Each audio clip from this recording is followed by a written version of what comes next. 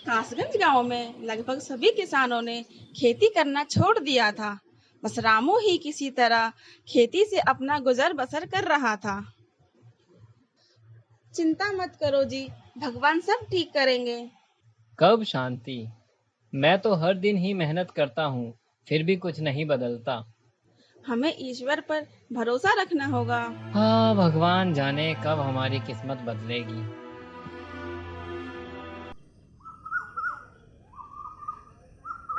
रामू रोज की तरह अपने घर से खेत की तरफ जा रहा था। तभी रास्ते में उसको उसका पड़ोसी हरिया दिखता है, जो उसी की तरफ आ रहा था। अरे रामू, सुना तुमने? पड़ोस के गांव में एक व्यापारी आया है जिसे 50 लोगों की जरूरत है। वह हमें शहर में काम देगा। अब इस गांव में तो कुछ बचा नहीं। मैं तो जा रहा हूँ, चलो तुम भी। नहीं हरिया भाई, मैं इस गांव को छोड़कर नहीं जा सकता। गांव ही मेरा सब कुछ है और मुझे अपनी मेहनत पर पूरा भरोसा है। एक ना एक दिन हमारे गांव का भी भाग्य बदलेगा और बहुत बारिश होगी, जिससे सबकी फसल ही अच्छी होगी। ठीक है, आजमाओ अपनी किस्मत। देखना, आखिरकार तुम्हें शहर आना ही पड़ेगा।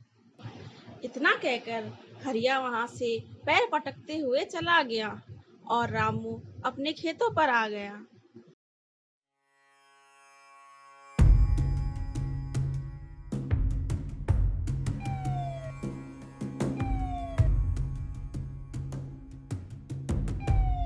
हे भगवान, सारे खेत की जुताई हो गई और बीज भी बो दिए।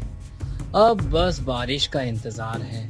खेत का काम खत्म करके रामू अपनी घर की तरफ जाता है। तभी वह जंगल में एक बाबा को ध्यान में बैठे हुए देखता है। अरे, ये बाबा कौन है? इस घने जंगल में बैठे हैं। शायद इनको पता नहीं कि इनकी जान को जंगली जानवरों से खतरा हो सकता है। प्रणाम बाबा। बाबा, आपको यहाँ नहीं होना चाहिए। जल्दी शाम होने वाली है और यहाँ पर जंगली जानवरों का खतरा है। बेटा, तुमने मेरे अच्छे के बारे में सोचा, इसके लिए तुम्हारा धन्यवाद। चिंता मत करो, मुझे कोई भी जानवर कभी नुकसान नहीं पहुंचाएगा।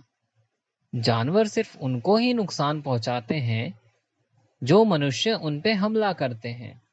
लेकिन बाबा, आप इस घने जंगल में क्या कर रहे हैं? आप चलिए मेरे साथ मेरे घर पर। मैं आपको भोजन खिलाना चाहता हूँ। बेटा, मैं 2 साल से उपवास हूँ। मुझे किसी भोजन की आवश्यकता नहीं। यदि तुम मेरी मदद करना ही चाहते हो तो सामने की नदी से मेरे लिए एक घड़ा पानी ले आओ। इतना सुनते ही रामू तुरंत जाकर नदी से उस साधु के लिए पानी ले आता है। बेटा रामू, तुम्हारा धन्यवाद। तुम बहुत ही अच्छे इंसान हो और तुम्हारा हृदय एकदम साफ है। मैं तुम्हें आशीर्वाद देता हूँ कि तुम्हारे आने वाली फसल बहुत ही अच्छी होने वाली है।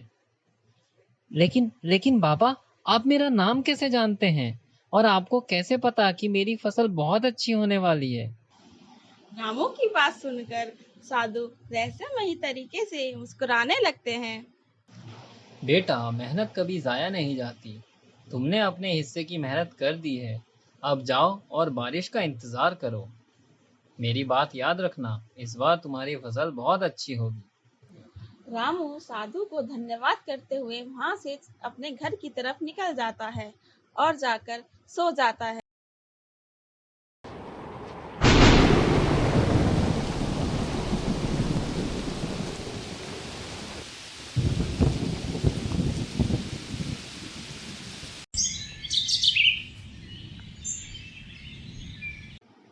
अगली सुबह शांति रामू को उठाते हुए बोलती है, अजी सुनिए, रात में बहुत तेज वर्षा हुई है। आपको जाके अपने खेतों को देखना चाहिए। हाँ हाँ, क्यों नहीं। शांति, तुम भी मेरे साथ चलो। दोनों अपनी खेतों की तरफ जाते हैं और देखते हैं कि उनकी फसल चमत्कारिक रूप से बड़ी हुई है और पूरा खेत उनका हरा भरा हो गया है। दोस्तों, हमें इस कहानी से यह सीख मिलती है कि हमें हर परिस्थिति में काम करते रहना चाहिए।